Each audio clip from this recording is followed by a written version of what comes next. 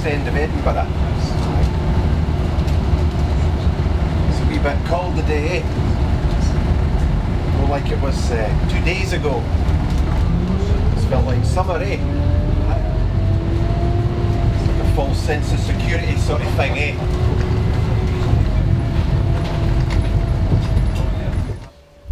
It's a nice bus, eh? A strange shape, but I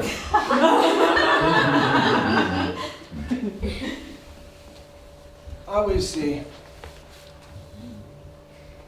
what do you call it? Proud. Aye, that's it. Chuffed to bits, in fact, to be, chosen. Like, well, I'm a bit of a no to be big-headed, like, but I'm a bit of a local hero, like.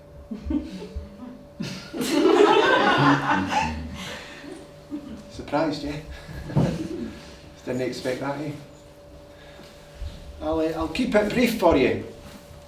A wee boy falls in the river and he, oh hello. It wasn't him. Anyway, a wee boy falls in the river, he almost drowns, right? I jumped in and saved him. Ta-da! Local hero. I can show you. It was written up in the evening news.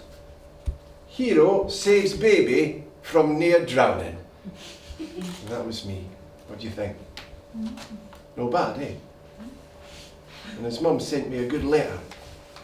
And I got a medal. Silver. No real silver, of course, but class. Yeah, class.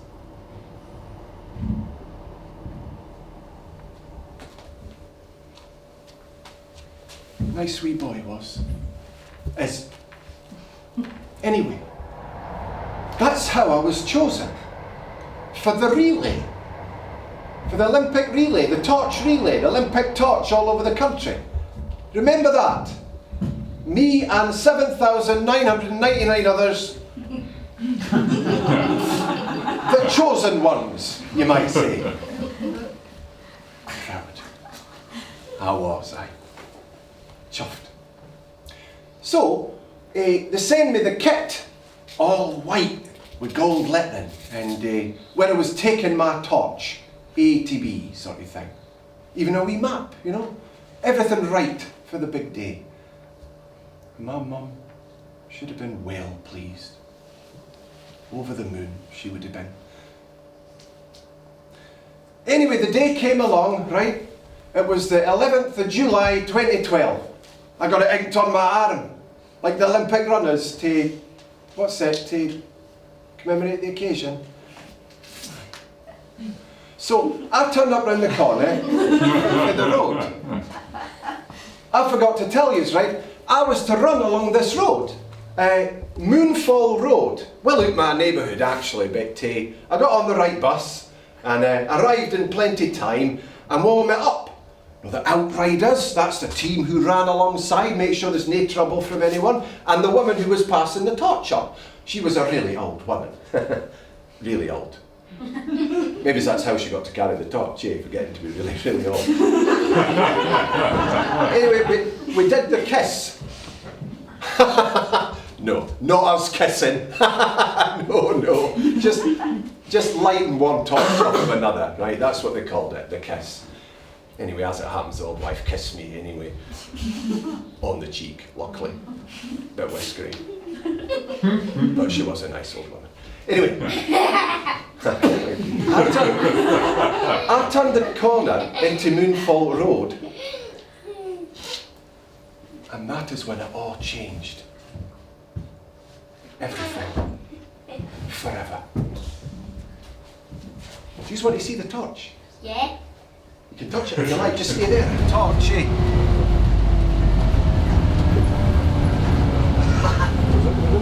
Careful, careful though.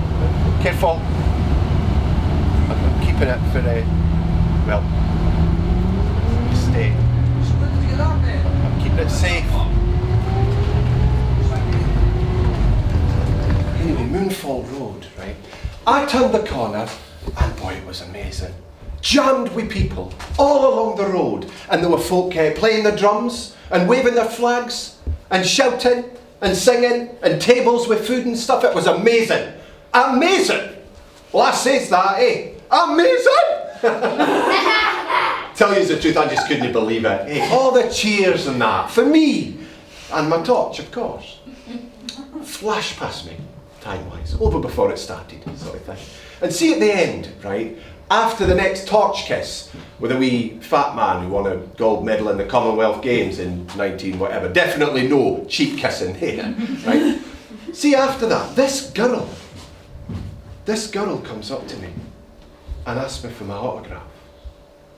I'm Fiona, she says, and you're the guy that saved that wee boy, aren't you? I read about it in the evening news. Like, what? She was, well, lovely. Yeah. And we started to talk. You know, and she had this wee way of listening to you, with your head on one side, like a wee bird kind of thing, like you were the only person in the world worth listening to. And like she really heard you. And her eyes on your face the whole time you're talking. And I'm telling her all this stuff about my leaving school and my college course and my crappy teachers and my mum. Yeah. Even about my mum. Yeah. Fiona is, well, lovely. And we talked some more, you know, and she put a number in my phone. And I says, I'll text you. I'll phone, right? And then I took my torch and I got on the bus and I came home. Some funny looks on that bus, I can tell you, sitting in my Olympic suit holding a shiny torch. But this wee old man, he shook my hand. He says, "Well done, son." So I felt good, you know, really good. That was a good day all round, eh? And we all got to keep the torch, the 8,000 chosen. Some people sold theirs on eBay. I'm keeping mine, eh? Keeping it for her, for Fiona. Anyway, I texted her, right, the very next day. Just a wee sort of good to meet you kind of thing. Do you want to meet up? Maybe go for coffee sort of thing. Because I knew she would. I knew she'd want to.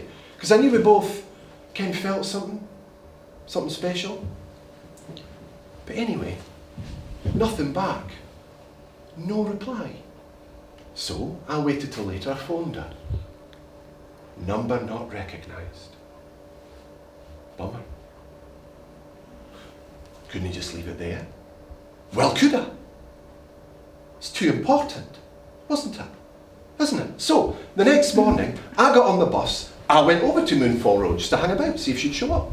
Well, she said she lived there, right? She didn't say which number lights, but it's not that long a road. Anyway, I went to turn the corner where I turned with my torch. No road. No, just no Moonfall Road. No road at all. Can you believe that? I thought I'd gone the wrong way. I walked all around. There is no road. No Moonfall Road. I asked a few people. Nothing. They all looked at me as if I was daft. Anyway, you can look on Google Maps till you're red in the face. There is no road. There's no Moonfall Road. But it's there. I walked down it with my torch and all the people cheering.